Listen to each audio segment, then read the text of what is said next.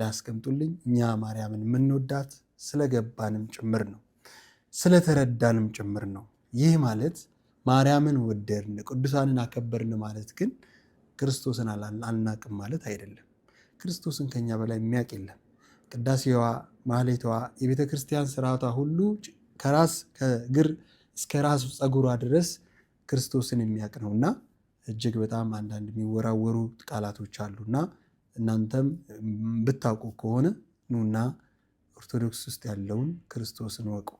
እሱ እጅግ በጣም ለየት ይላል። ሰማይና ምድርን የዘረጋ የሰውን ፍጥረታትን ሁሉ ያዘጋጀ ለሰው ደግሞ ቤዛ የሆነ ራሱን አዋርዶ ለሰው ልጅ በመስታወትነት ለሰው ልጅ ከድንግል ማርያም ስጋ ነስቶ ለኛ የተገለጠ አምላክ ነው እናምናለን። ጌታ ነው እናምናለን። ፈጣሪ ነው እናምናለን። እና እንኳን ደስ አላችሁ። ማርያም ደግሞ እናቱ ነች። የምድር ምልክት፣ የሰው ልጅ ተስፋ ነች እና ለዚህ ነው ማርያምን የምንወዳት። ማርያም ማርያም ማርያም ማርያም ማርያም ማርያም ብለናል።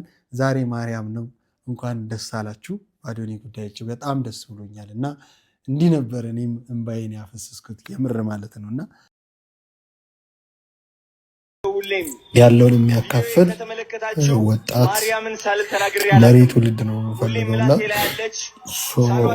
የሚገርም ፍቅር ነው። በጣም ደስ ብሎኛል። በጣም ላይፍ ገብቼ ነው ድንገት ስሜቴን መቆጣጠር የከበደኝ።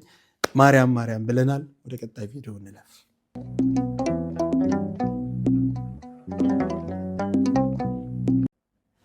የተወደዳችሁ ውድ ቤተሰቦቻችን ተመልሰን እንግዲህ ዛሬ በተለይ የአዋርዱን በተመለከተ ጂፓወር 2025 አዋርዱን በተመለከተ ነው ፕሮግራማችን የሚሆነው።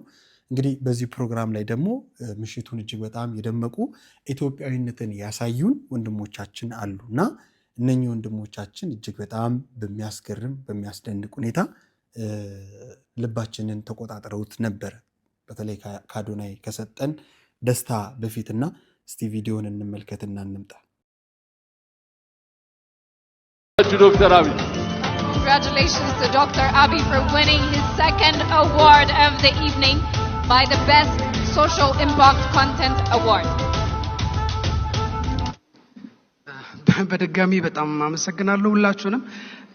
ያው በቤስት ሶሻል ኢምፓክትም ለመረጣችሁኝ ላከበራችሁኝ ለኢትዮጵያ ሕዝብ በሙሉ በጣም አመሰግናለሁ። ነገር ግን እዚህ ጋር አንድ ሰው መጥራት እፈልጋለሁ። ማስተር አብነት አንዴ ወደዚህ መምጣት ትችላለህ? ለመረጣችሁኝ በሙሉ ከልብ እያመሰገንኩ ነገር ግን ደግሞ እኔ